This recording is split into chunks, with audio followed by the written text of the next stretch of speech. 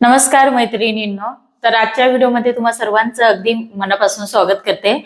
तर मैत्रिणींनो बघा, मग बऱ्याच मैत्रिणींचे खूप सारे कमेंट्स येते की ताई कटोरी ब्लाऊज ज्यावेळेस आपण टिचिंग करतो, पूर्ण पेपर कटिंग करतो, तर बॅक साईडने कमरेच्या साईडने वरच्या बाजूला का उचकतं किंवा वरच्या बाजूला का जातं.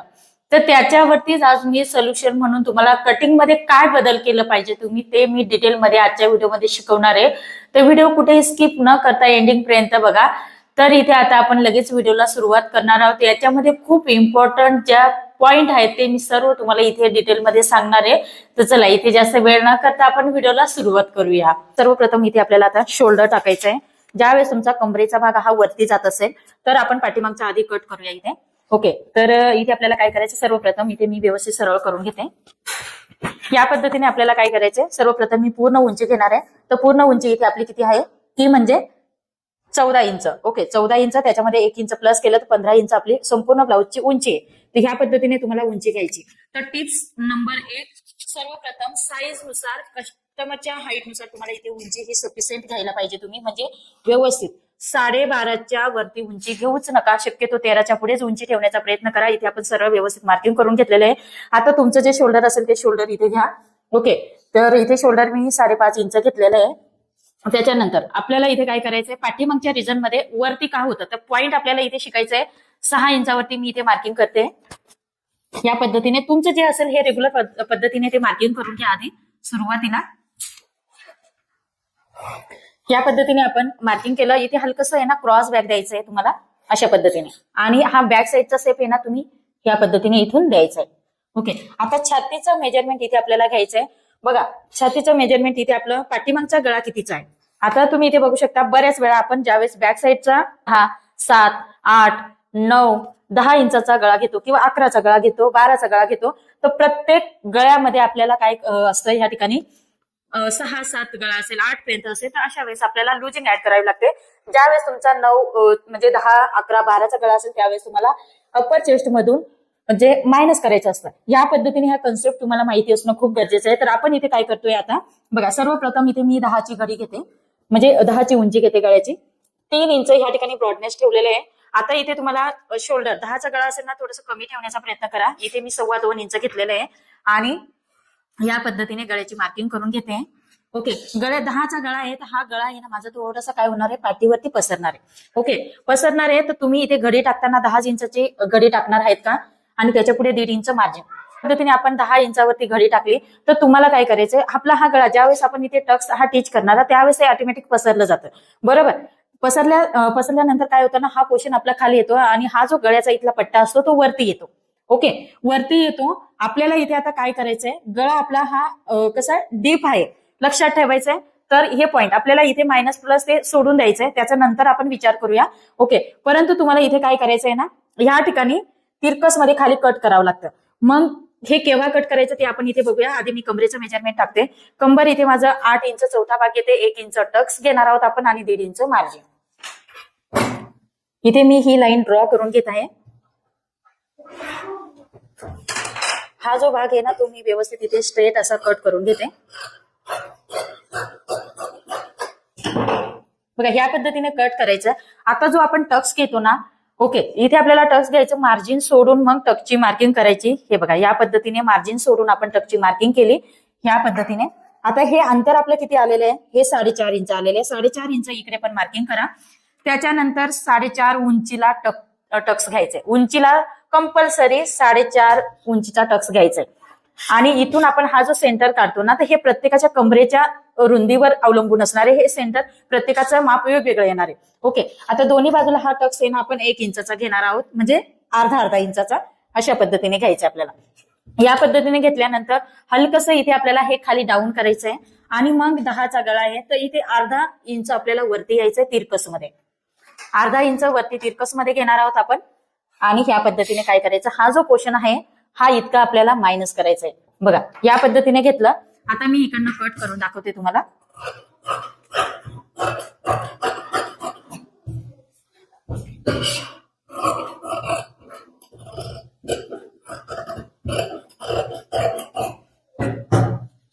आता गळा पण आपण इथे काय करूया, कट करणार आहोत. ओके,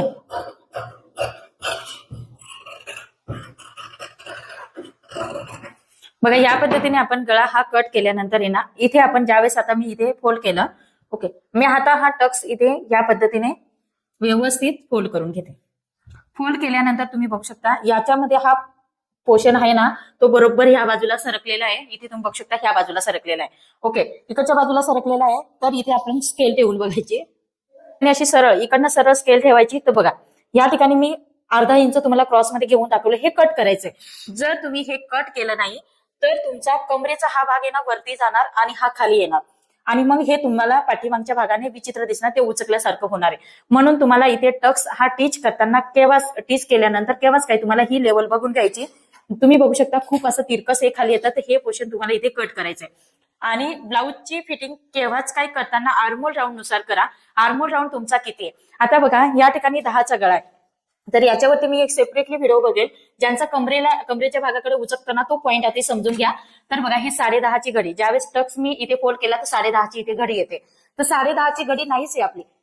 ओके, ह्या ठिकाणी तर इथे आपली कमी घडी आहे. किती?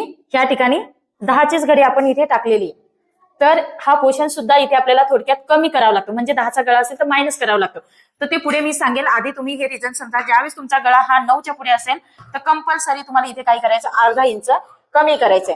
आणि जर तुमचा 7चा गळा असेल, 8चा गळा असेल तर 3 लाईन वरती क्रॉस मध्ये घ्या, इथे कट करा. आणि 5-6चा असेल तर तुम्ही 3च लाईन करायचंय. 3 लाईन, त्याच्यानंतर अर्धा इंच.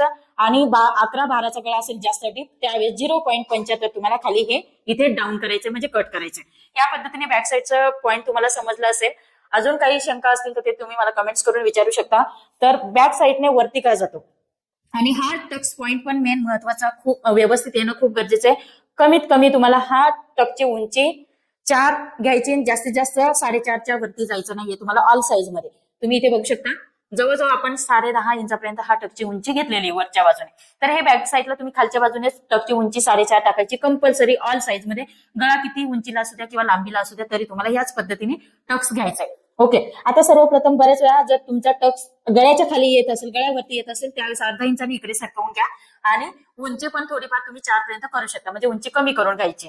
त्याच्याने पण तुमच्या या ठिकाणी प्रॉब्लेम सॉल्व्ह होतील.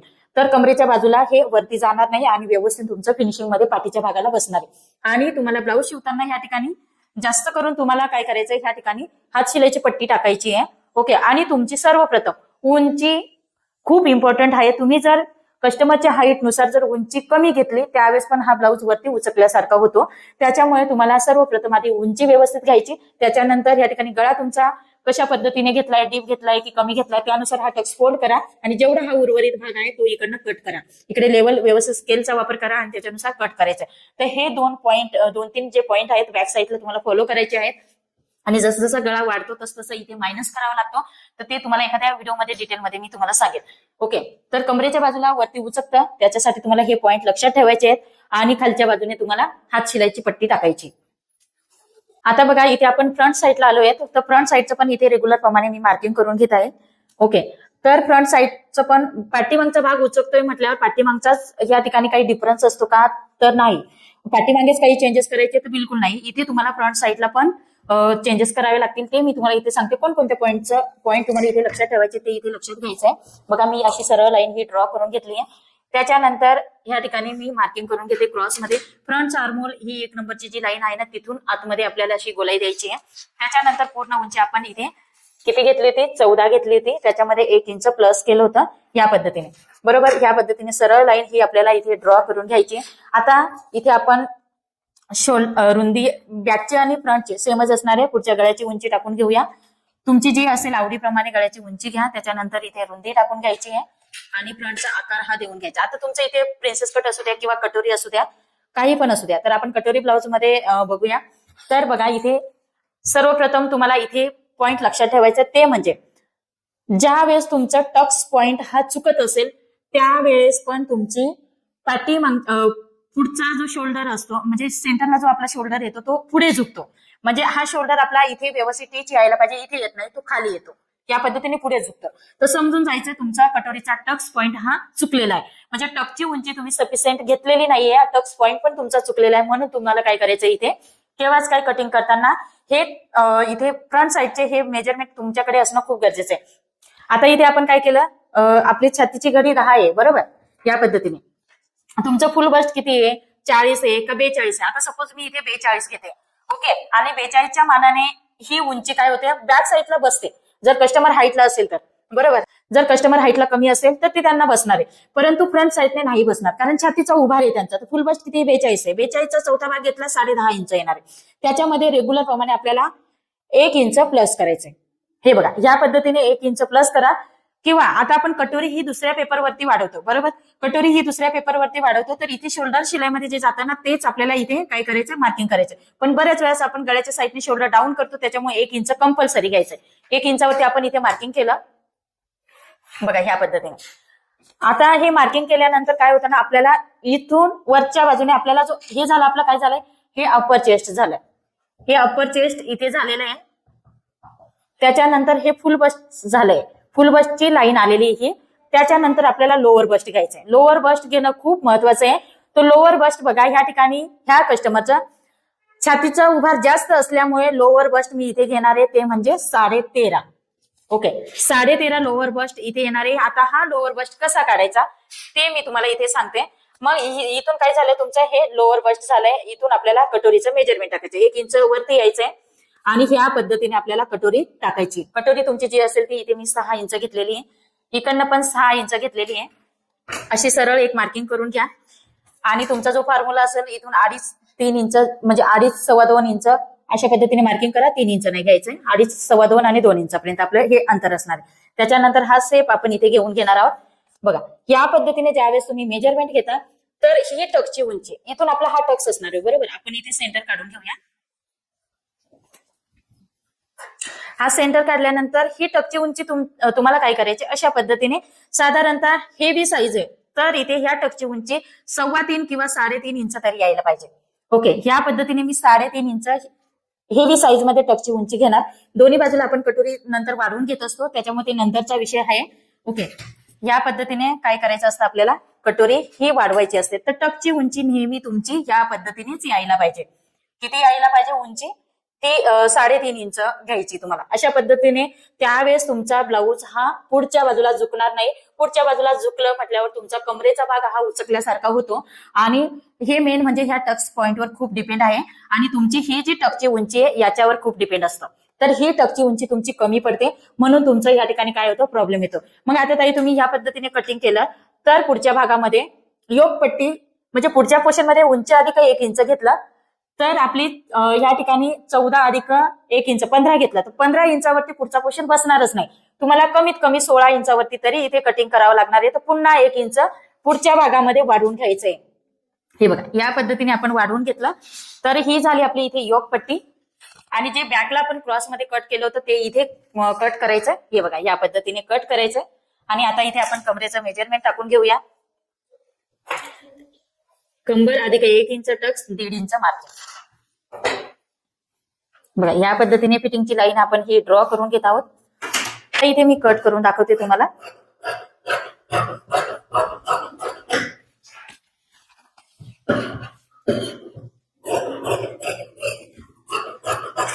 इथे थोडस खाली आर्मोलचा शेप हा उतार शेप मध्ये द्यायचा आहे.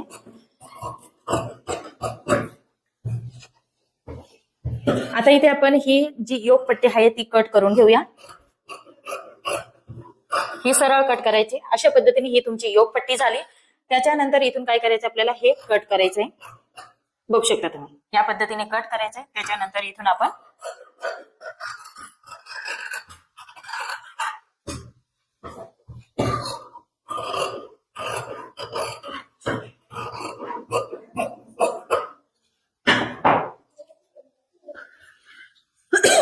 आता ही कटोरी आपल्याला दुसऱ्या पेपरवरती ही वाढवायची असते. तर इथे हलकस आपल्याला आहे ना वरती तिरकस मध्ये मेन पॉईंट पासून थोडंसं कट करावं लागतं. ते तुम्हाला कंपल्सरी करायचंय. आणि मग दोन्ही बाजूला 1.5 इंचाने ही कटोरी तुम्हाला वाढवून घ्यायची. खाली 1.5 इंचाने वाढवायची आणि टकची उंची तुमची ह्या ठिकाणी बरोबर भेटणार आहे. ओके, अशा पद्धतीने हे झालं आपलं कटोरीचं पार्ट. त्याच्यानंतर आपण इथे बघू शकता हा गळा मी आता इथे कटच करून घेते. ही फिटिंगची बाजू तुमची व्यवस्थित परफेक्ट येणं खूप गरजेचं आहे. तर ती तुम्ही मोजून बघा. या पद्धतीने घेतल्यानंतर आपल्या शिलाईमध्ये जाणार. शिलाईमध्ये अर्धा इंच वर खालच्या बाजूला पण जाणार. या पद्धतीने यायचं. तर इथे जवळजवळ आपलं जास्त येते. ओके, तर ह्या ठिकाणी काय करायचंय तुम्हाला, थोडक्यात हा जो पॉइंट आहे ना तो कटोरीपेक्षा आपला हा जो पार्ट आहे ना थोडासा आपण फ्रंट बाजूला उंचीमध्ये थोडंसं वाढवलंय ना, तर इथे अर्धा इंचाने थोडंसं कट करायचं. हे बघा या पद्धतीने कट करून घ्या आणि त्याच्यानंतर तुमची फिटिंगची बाजू ही व्यवस्थित चेक करून घ्यायची. ओके, हे बघा या पद्धतीने चेक करून घ्या. व्यवस्थित येतंय का, शिलाईमध्ये दाबल्यानंतर हे परफेक्ट आपलं आलेलं आहे. आणि त्याच्यानंतर जी कटोरी तुमची वाढ पद्धतीने हे तुमचं परफेक्ट असं हा पार्ट इथे तयार होणार आहे. आता चला एवढं आपण बघितलंच आहे, तर कटोरी या पद्धतीने येणार आहे. त्याच्यानंतर आपण कटोरी वाढवून घेऊया. आता ही जी मूळ कटोरी आहे ती आपल्याला याच्यावरती पेपरवरती जशीच्या तशी ठेवायची आहे. ओके, ठेवल्यानंतर ही आपल्याला इथे काय करायचं, हे आपलं सेंटर आहे. सेंटर पासून तुम्हाला खाली 1.5 इंच घ्यायचंय. 1.5 इंच कंपल्सरी असणार आहे. दोन्ही बाजूला 1.5 इंचाने वाढवायचंय आपल्याला. हे बघा या पद्धतीने इकडच्या बाजूला पण 1.5 इंच वाढवायचंय. आता ही लाईन आहे ना आपल्याला अशी ड्रॉ करायची आहे. ओके, म्हणजे तुमचं काय आहे ना, ज्या ठिकाणी टक्स पॉइंट आहे ना चुकणार नाही, ते मला महत्वाचं म्हणायचं. म्हणजे तुमचा ब्लाऊज पुढे झुकणार नाही. टक्स पॉइंट तुम्ही व्यवस्थित घेत नाही, टक्सची उंची व्यवस्थित घेत नाही, त्याच्यामुळे तुमचा ब्लाऊज हा पुढच्या बाजूने झुकतो. इथे अर्धा इंच वरती यायचंय आणि या पद्धतीने शिलाई या पद्धतीने तुम्हाला कटोरी ही वाढवून घ्यायची. बघू शकता. आणि इथून आपली ही टक्सची उंची किती आलेली, 3.5 इंच. 3.5 इंच आपण टक्सची उंची घेतली. दोन्ही बाजूला टक्स आपल्याला इथे दाबायचंय. आपण 1.5 इंचाने कटोरी वाढवलेली आहे ना, तर मग दोन्ही बाजूने 2.25 इंचाने टक्सची उंची घेणार आहोत. या पद्धतीने कटोरी तुम्हाला काय करायची, दुसऱ्या पेपरवरती वाढवून घ्यायची. बघा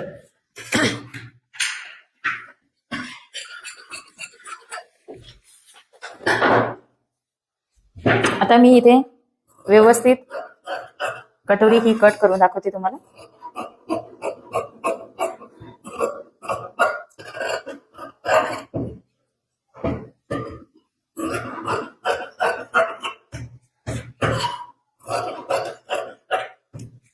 बघा या पद्धतीने घेतल्यानंतर हा टक्स आपल्याला इथे टिच करून घ्यायचा असतो. अशा पद्धतीने फोल्ड करा.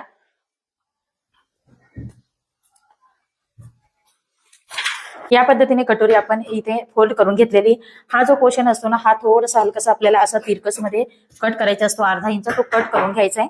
बघा या पद्धतीने आपण काय केलं इथे बघू शकता. या ठिकाणी आपण कटोरी व्यवस्थित कट करून घेतलेली आहे. आता इथे बघा साईड पार्टला आपण हे ठेवल्यानंतर आहे ना व्यवस्थित परफेक्ट अशी आपली कटोरी येते. केव्हाच काही ह्या साईड पार्ट पेक्षा कटोरी आपली थोडीशी मोठी असणं खूप गरजेचं आहे. तर ही जोडल्यानंतर इथे परफेक्ट येणार आहे. बघू शकता तुम्ही, अगदी परफेक्ट आलेली आहे. या पद्धतीने तुम्हाला घ्यायचं आहे. आता इथे आपण ठेवून बघूया. अशा पद्धतीने टक्सची बघा उंची सुद्धा आपली इथे परफेक्ट आलेली आहे. बघा या पद्धतीने आपलं सर्व पार्ट इथे व्यवस्थित तयार झालेला आहे. आता टक्सची उंची मोजून बघा. आपली टक्सची उंची ही परफेक्ट येते का नाही ते चेक करायची. बघा इथून मोजायचं आहे. तर इथे आपली टक्सची जी उंची आहे ती आपली किती यायला पाहिजे, 11.5. तर 11.5 इंच इथे आपली परफेक्ट येणं खूप गरजेचं आहे. थोडं तरच तुमचा ब्लाऊज हा बॅक साईडने उचकणार नाही. म्हणून तुम्हाला ह्या ट्रिक्स वापरायच्या आहेत. आणि अशा पद्धतीने आपलं संपूर्ण ब्लाऊजचं या ठिकाणी कटिंग झालेलं आहे. जर बॅक साईडने तुमचा ब्लाऊज उचकत असेल तर तुम्हाला काय काय बदल करायचे. सर्वप्रथम पाठीमागच्या गळ्याच्या उंचीनुसार इथे हे कमी जास्त करायचंय, हे कट करायचंय. टक्सची उंची साधारणतः तुम्हाला ह्या पद्धतीने घ्यायची. त्याच्यानंतर पुढच्या भागाची कटिंग करताना अपर चेस्ट, फुल बस्ट आणि लोअर बस्ट घ्यायचा. मग नंतर आपलं लास्टला कमरेचं मेजरमेंट येणार आहे. आणि त्याच्यानंतर बॅक पेक्षा फ्रंटची उंची ही केव्हाच काही जास्त घेऊन कटिंग करायचं. त्यावेळेस तुमचा ब्लाऊज हा बॅक साईडने उचकणार नाही आणि तुमचं पुढे शोल्डर पण झुकणार नाही. तर आजचा व्हिडिओ तुम्हाला कसा वाटला ते मला कमेंट्स करून सांगा. आणि व्हिडिओ आवडला असेल तर लाईक करा, शेअर करा. परत आपण असं नेक्स्ट व्हिडिओमध्ये भेटूया. तोपर्यंत बाय बाय.